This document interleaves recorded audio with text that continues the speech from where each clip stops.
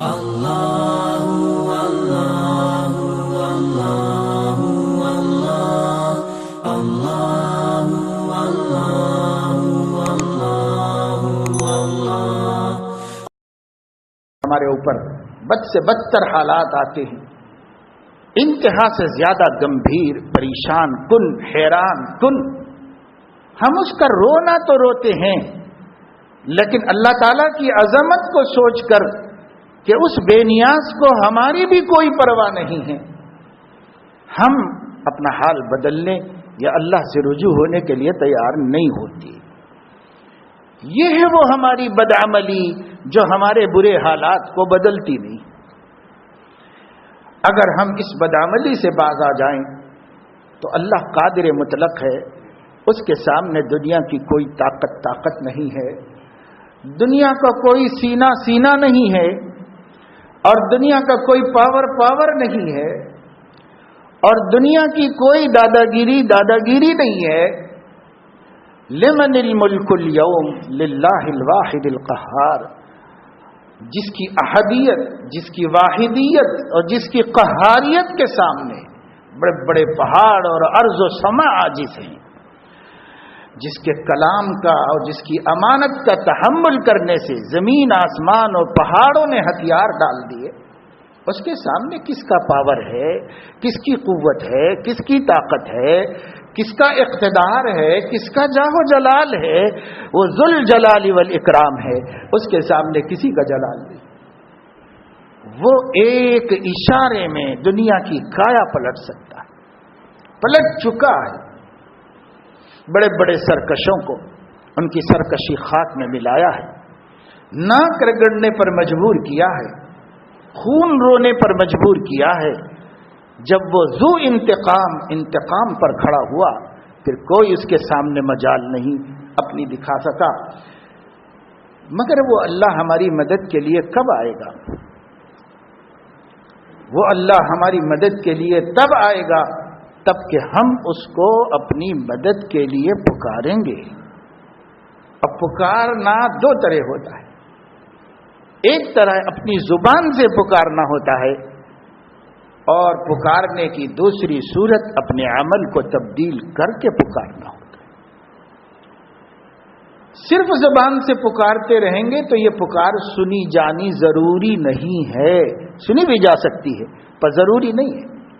صحیح حدیث میں آیا ہے کہ ایک آدمی مسافرت میں گیا اور حیران پریشان ہو گیا، راستہ بھٹک گیا سواری سے، اور ساز و سامان سے محروم ہو گیا، بکھرے بال ہیں، پراگندہ حال ہے، گرد و غبار میں اٹا ہوا ہے، اور دو ہاتھ اٹھا کر آسمان کی طرف دیکھ رہا ہے اور کہہ رہا، یا رب یا رب یا رب۔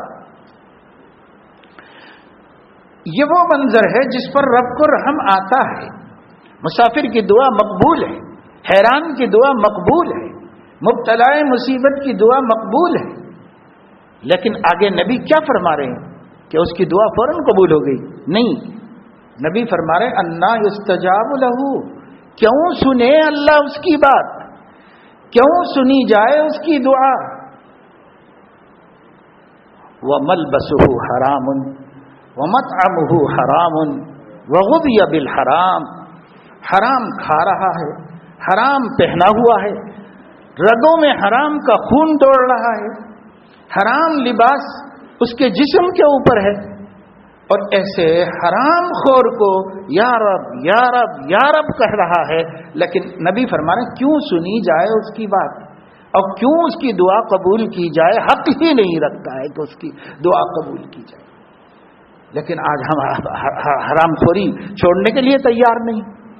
ہمارے کاروبار کیسے چل رہے ہیں، ہمارے معاملات کیسے ہیں، ہمارا لین دین کیسا ہے، ہمارا آپس میں مالی تعلقات کیسے ہیں ایک دوسرے کے ساتھ، یہ سب حرام اور حرام اور حرام۔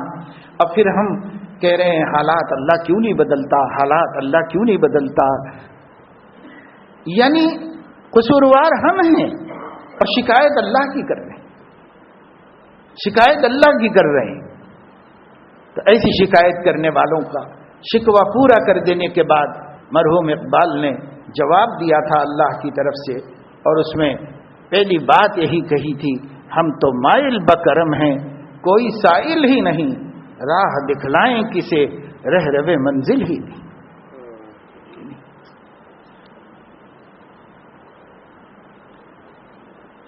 کس قدر صبح کا اٹھنا تجھ پہ بار ہے، ہم سے کب پیار ہے، تجھ کو تو نیند پیاری ہے۔ ہم کیسے ہمارا حال یہ نہیں ہے کہ ہم دعاؤں کو قبول کروائیں، ہمارا حال یہ نہیں ہے کہ مسائل ہماری پکار پر پورے ہو جائیں، ہمیں اپنا حال بدلنا پڑے گا۔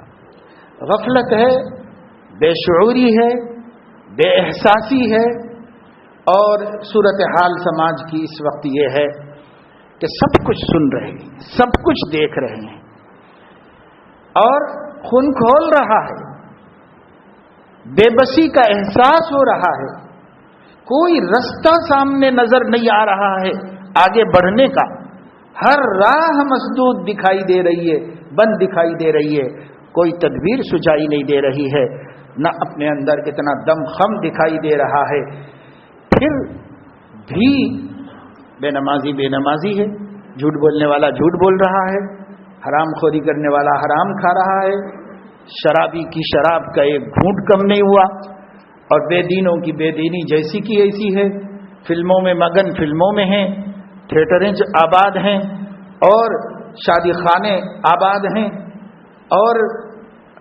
حیثیت عرفی کے مظاہرے ہو رہے ہیں، دولت اللہ کی نامرضیات میں صرف کی جا رہی ہے، اسراف و تبذیر کے ذریعے شیطانوں کے بھائی بن رہے ہیں، اور پھر شکایت کر رہے ہیں کہ ہمارا کوئی خدا نہیں ہے، کیوں ہماری مدد نہیں ہو رہی، یہ شکایت ہو رہی ہے۔ میرے دوستو، اس شکایت کا کیا فائدہ ہے؟ اس شکایت سے کیا آپ اللہ تعالیٰ کو آمادہ رحم کر لیں گے؟ شکایت سے نہیں کر سکتے، عبادت سے کر سکتے ہیں، عبدیت سے کر سکتے ہیں، بندگی سے کر سکتے ہیں، توبہ اور استغفار سے بڑے سے بڑا پاپی آن کے آن میں اللہ کے رحم کو اپنی طرف لے سکتا ہے اور متوجہ کر سکتا ہے۔ کتنا بڑا گناہگار، 70 برس کا مشرک ایک لمحے میں نادم ہو جائے اپنے شرک پر اور کہے بار الہ، تو توحید کا حقدار ہے اور میں نے تیرا حق مارا ہے، اب میں تجھ سے معافی مانگتا ہوں، اسی لمحے اللہ کے رحم کا مستحق ہو جائے، اسی وقت اللہ کرم اور مہربانی کر دیں گے۔ لیکن میرے دوستو، ہماری یہ ضد والی صورتحال، ہماری یہ ہٹ دھرمیاں، ہماری یہ بے حسی، جمود، تعطل، ٹس سے مس نہ ہونا، پورے ہفتہ نماز نہیں پڑھنے والے ہمارے درمیان، جمعہ تک نہیں پڑھنے والے موجود، شراب پینے والے اور طرح طرح کے نت نئے نشے لینے والے ہمارے درمیان موجود، ہماری بیٹیاں بگڑ گئیں، ہمارے نوجوان تباہ ہو گئے، اور اسی حال میں رہنا چاہتے ہیں، بدلنا نہیں چاہتے، تو کیا ہوگا؟ جو ہونا ہے ہوتے رہنے دو، دیکھا جائے گا، موت آئے گی تو مریں گے۔ لیکن موت سے بے شک مومن نہیں ڈرتا، موت آئی تو مرنا ہی ہے، اور مرنے ہی کے لیے پیدا ہوئے ہیں۔ یہ کون ڈراتا ہے موت سے؟ موت سے کبھی مومن ڈر ہی نہیں سکتا، صاحب ایمان ڈر ہی نہیں سکتا۔ لیکن میرے عزیزو، ڈرنا اور ڈرانا اس سے ہے کہ وہ موت بری ہو تو کیا ہوگا، اس سے ڈرنا ہے، موت سے نہیں ڈرنا ہے۔ موت سے کیا ڈرنے کا ہے؟ ویسے بھی مرے گا انسان، کتنا جی لے گا؟ اگر کوئی دنیا میں مانے نہ ہو اور کوئی مارنے والا نہ ہو انسانوں میں سے، تو اس کی عمر تو ایک دن اسے مار ہی ڈالے گی۔ کب تک رہنے کے لیے کون آیا ہے دنیا میں؟ کوئی بھی نہیں رہے گا۔ جب انبیاء نہیں رہے، ہم کیا رہیں گے؟ تو اس سے نہیں ڈرا جا رہا ہے، اس سے نہیں ڈرایا جا رہا ہے آپ کو، اور ہم اپنے کہ بھائی ہم مرنے سے کیا ڈرنا ہے، مرنے سے کیا ڈرنا ہے؟ مرنے سے نہیں ڈرنا ہے، لیکن بری موت مرنے سے ڈرنا ہے۔ اگر خاتمہ بالخیر نہیں ہوا تو یہ ڈرنے کی وقت چیز ہے، سب سے زیادہ ڈرنے کی چیز ہے۔ پیغمبروں نے اپنی اولاد کو وصیت کی، لا تموتن الا وانتم مسلمون۔ دیکھو، اچھی موت مرنا میرے بیٹے، بری موت نہ مرنا، اور اچھی موت مرنے کے لیے اچھی زندگی گزارنی پڑتی ہے۔ کما تحیون تموتون کما تموتون تحشرون، جیسے جیو گے ویسی حالت میں موت آئے گی، اور جیسی حالت میں موت آئے گی قیامت میں اٹھائے بھی جاؤ گے اسی حالت۔ تو اچھے اٹھنے کے لیے اچھے مرنا ہے، اور اچھے مرنے کے لیے اچھے رہنا ہے۔ اچھے رہنے کے لیے ہم میں سے کون تیار ہے؟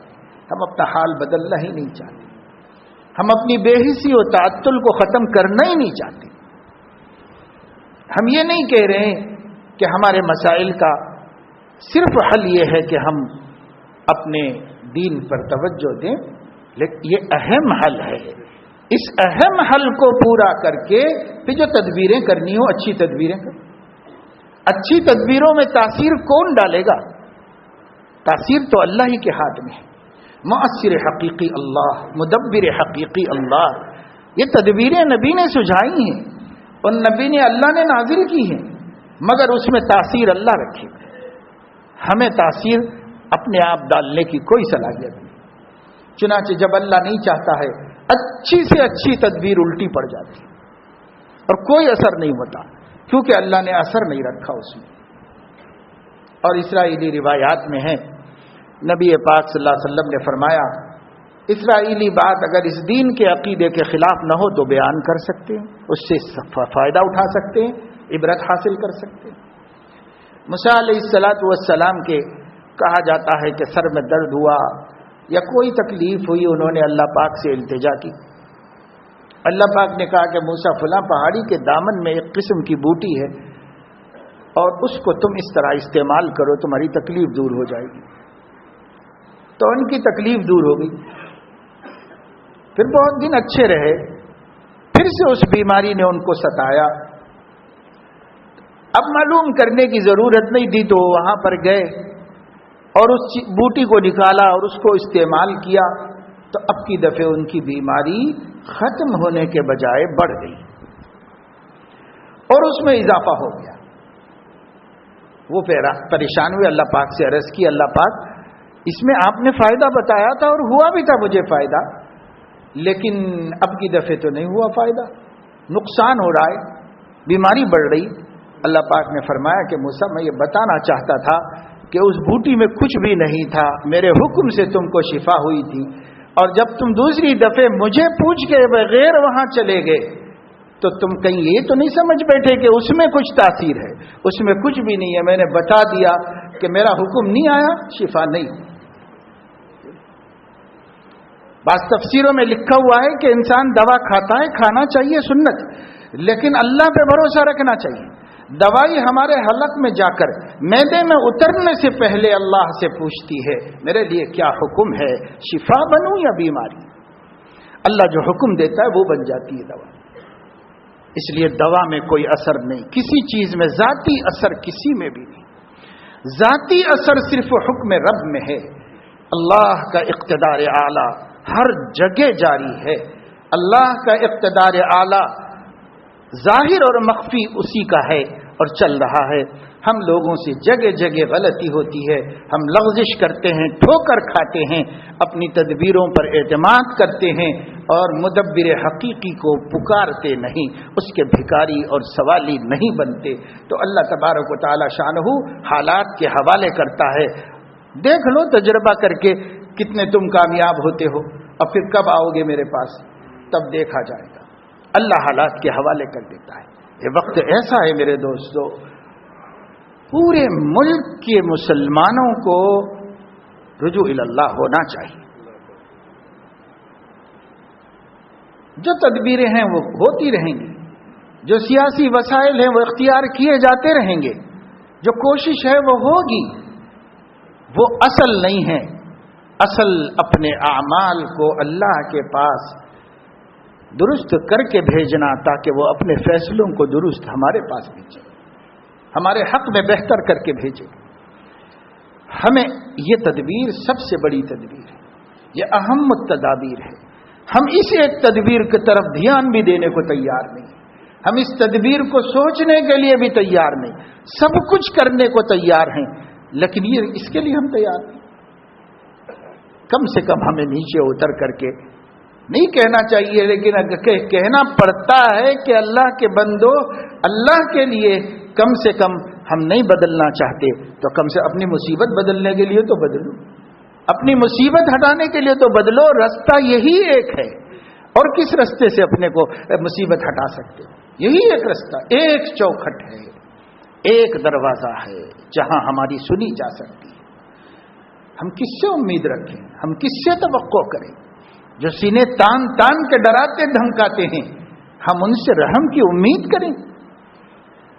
ایک دروازہ ہے جہاں سے رحم کی بھیک ملتی ہے، اپنے کٹر دشمن کو بھی ملتی ہے، اس کو بھی ملتی ہے جو برابری کا دعویٰ کر کے انا ربکم الاعلی کہتا تھا، اس کی بھی دعا قبول کی گئی اور اس کو بھی پیروں کے نیچے سے پانی نکال کے دیا تھا۔ اللہ پاک ایک دروازہ، وہ دروازے والے کی طرف ہم جانے کے لیے تیار نہیں، اس دروازے کو کھٹکھٹانے کے لیے ہم تیار نہیں۔ ہم اپنے اوپر بہت مطمئن ہیں، اپنی عقل پر، اپنی تدبیر پر، اپنی قوت پر، اپنی سمجھداری اور ہوشیاری پر سب فیل ہو گئے۔ دنیا کے بڑے بڑے بادشاہ ہار گئے، دنیا کے بڑے بڑے مالدار ہار گئے، دنیا کے بڑے بڑے مغرور ہار گئے، اور دنیا کے بڑے بڑے علم والے ہار گئے، اور دنیا کے بڑے بڑے صنعت اور حرفت اور ٹیکنالوجی رکھنے والے ہار گئے، قوت والے ہار گئے۔ کسی نے بھی اللہ کے سامنے کسی کی چلی ہے نہ کسی کی چل سکتی۔ اور اللہ غرور سے نہیں مانتا، بندگی سے مانتا ہے، عاجزی سے مانتا ہے، جھکنے سے مانتا ہے، جھکنے سے مانتا ہے۔ اور جب جھکتے ہیں تو اللہ تعالیٰ قبول فرماتا ہے، اور نہ جھکنے کی باتیں کرنے والوں کو جھکا دیتا ہے، کمر تک نہیں زمین تک جھکا دیتا ہے۔ اللہ تعالیٰ وہ بڑی قدرت والا ہے، کسی کو اس پر ایمان نہیں ہوگا، وہ اپنے اوپر ایمان رکھتے ہیں، وہ اپنی قوتوں پر، اپنی تدبیروں پر، اپنے اقتدار پر ایمان رکھتے ہیں تو وہ رکھیں، لیکن ہمارا ایمان تو اللہ کی ذات عالی پر ہے، اور ہم اللہ کو ناراض کر کے کیسے اپنے کام بنا سکتے؟ اس لیے سب سے بڑی اس وقت کی جو ضرورت ہے وہ یہ ہے کہ ہر بھائی اپنے بھائی کو، ہر بہن اپنی بہن کو، چھوٹے بڑوں کو، بڑے چھوٹوں کو اللہ کی طرف لوٹنے کے لیے کہیں۔ توبوا الی اللہ جمیعا ایھا المؤمنون، سارے مسلمانوں اللہ کی طرف لوٹ جاؤ۔ ففروا الی اللہ، سب کے سب دوڑو اللہ کی طرف۔ سابقوا الی مغفرۃ من ربکم، اپنے پروردگار کی مغفرت و بخشش کی طرف دوڑو، آگے بڑھو۔ سارعوا الی مغفرۃ من ربکم، چلو نہیں دوڑو، بھاگو، جلدی کرو، جلدی پہنچو اپنے پروردگار کی طرف۔ تمہارا پروردگار تمہارے آنے کا منتظر ہے، تم چاہ رہے ہو کہ تمہارا پروردگار تمہارے پاس آئے، نہیں، وہ اعلیٰ ہے، وہ اکبر ہے، وہ تمہارے آنے کا منتظر ہے۔ تم آ جاؤ، پھر وہ سب کچھ اپنی قدرت کو دکھائے گا، سب کچھ دکھائے گا۔